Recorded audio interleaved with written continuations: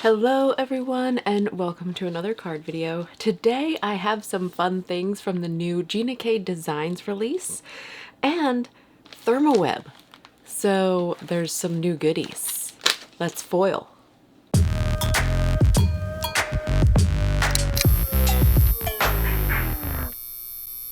These are fancy foils. These foils are not used with your hot foil machines. These are meant to be either used with your laminator or just your regular die cutting machine, and I'll explain. Look at this one. This is mesmerizing. This sparkling silver. I have here two brand new stamp sets from Gina K Designs. One is called Happy Hens. Both have coordinating dies available. The other is called Choose Grace. I'm going to use the Choose Grace one later. The Happy Hens, I tried to make a card that maybe appeared like the chicken was dancing. Tim said I did not succeed. These are new adhesive transfer sheets, and I have the sheets Love Is, Birthday Bliss, and Follow Your Dreams.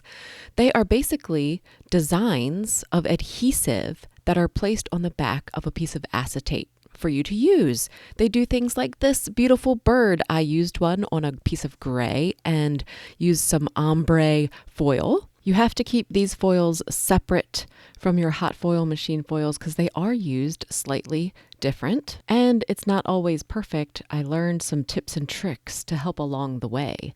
So this is pretty, but I messed it up. We're going to be making this card today. We're going to be using the Choose Grace stamp set designed by my friend Lisa, but we're going to do the sentiment in foil. I'm also going to be using mini ink cubes for all of the coloring purposes. I also want to add a little bit more green to my flowers to change it up just a little bit. But first, I really want to tackle this sentiment, the foiled sentiment, because this is a relatively new process for me, so I was still kind of figuring things out. I must heat up my laminator, which is a Mink machine. It's a whole ordeal when you're down here in my basement. You gotta turn off the heater, you gotta turn off some things, or you're gonna blow a breaker. So let me heat up my laminator. Thermoweb also has this really cute, thin, adhesive, low tack, heat resistant tape. I know, that's a lot of things, right? Now, there is sticky adhesive on the back of this piece of acetate. That design is on there. You may not be able to see it on camera, but there is adhesive, gummy, you can feel it, adhesive. And you have to be very, very careful with this process. Do not touch that adhesive to your cardstock because the cardstock will grab it and mess up the design. Ask me how I know this. How many times do you think I learned that lesson? So, stick it when you're ready to stick it down and it is there. It's not going anywhere. You cannot remove it and change it at this point. So I put the tape to keep it in place. Thermoweb also has these transfer sheets. I cut mine in half to make it smaller so I didn't have to deal with such a big sheet because I deal with card fronts. I'm running this through my laminator. You can also run it through your die cutting machine because this foil adheres with sticky stuff, either toner, which is sticky when heated, or adhesive. It comes off with pressure or heat. So this is after I've ran it through the laminator. Now, I did have a little bit of trouble getting my tape off of my cardstock. I think it just requires a little bit of patience and pulling lightly so that you don't tear the gentle fibers of your cardstock. Also, still don't touch the adhesive. Okay, the adhesive has now transferred from the back of the acetate to your cardstock. Don't touch it. It will disturb it and mess up the final design. So I'm sad that I can only apply this one time. I wish that I had multiples, so in case I screw it up, which happens a lot, I'd be able to have this sentiment again. One really cool thing when working with this product is there's not really any like over foiling like you have with the hot foil machine. Where the sticky stuff is where your foil is going to be, wherever it's sticky. So if you have random sticky stuff on your cardstock, it's going to get foiled. So maybe pay attention to fingerprints and and sticky randomness. At this point, again, you can either run it through your laminator or run it through your die cutting machine and use pressure. So either heat or pressure at this point. I don't think I screwed it up. I think it looks good. I know it's crooked, you know it's crooked, but you know what? We're just going to ignore that because we only have the one chance. I'm going to use the Choose Grace stamp set, and we're going to stamp the lined images. We're going to stamp the solid images. We're going to just stamp our hearts out. I'm stamping these lined images on watercolor cardstock, but I actually switched to Strathmore Bristol Smooth. I didn't screw it up. For the solid images, I'm stamping these little pieces of greenery with fresh asparagus. Again, I'm stamping them on camera on some watercolor paper that has texture, but I changed my mind and stamped them on Bristol Smooth after the fact. I just liked the way that it looked with the smoother cardstock. This is Gina K's Dusty Rose, and that's what I'm stamping the flower images in. I was trying to go for like cherry blossom vibes. At least that's what I was going for. Here in DC, this time of year is total cherry blossom vibes. I'm using Gina K's Ocean Mist just for this one little piece of greenery that I made blue, just because I could. Now don't go too far with those inks because we're going to use those exact inks to color these lined images. I am using a Copic marker that is empty and filled with water.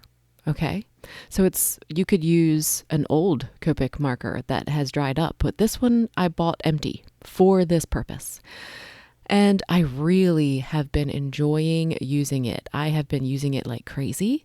I enjoy coloring this way, and this is going to really allow me to stretch my supplies even further. This uses a very, very small amount of water. It dispenses a very small amount of water. I think I was having trouble with the watercolor paper because I really wasn't using enough water.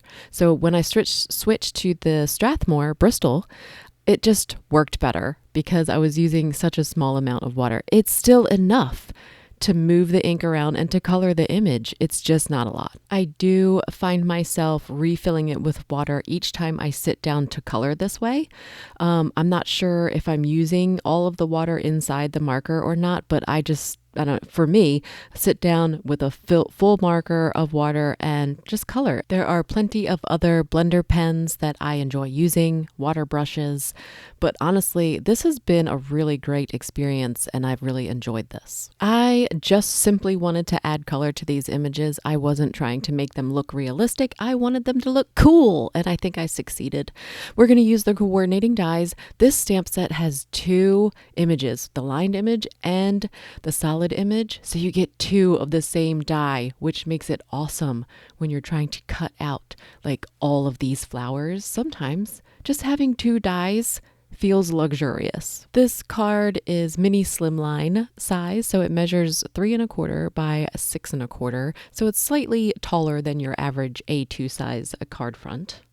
I freaking forgot to stamp the splatters, so now we're gonna have to take a super risk.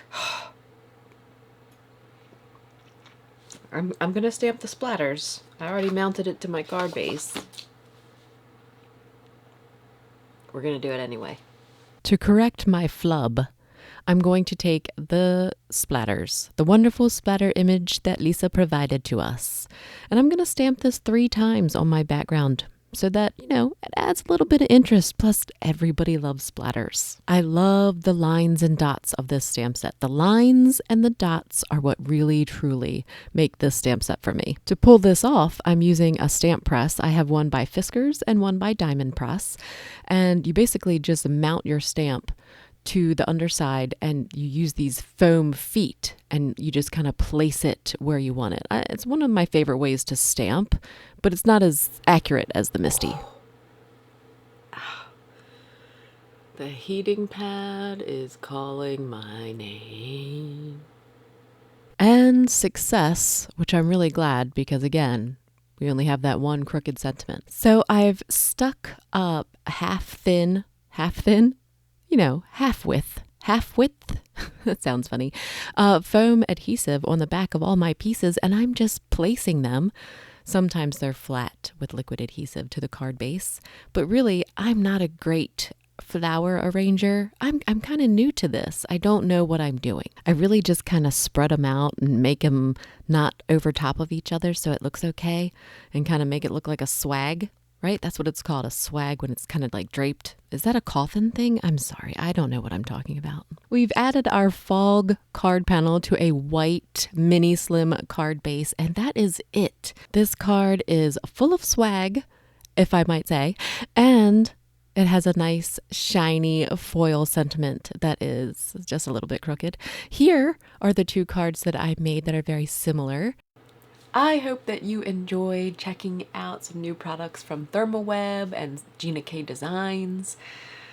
Links are in the description box. I really love this product. I wish that I had multiples, but you know. I'm a stamper. I'm a stamper at heart. That's where it is. Find me, find Thermoweb and Gina K Designs on social media, and until next time.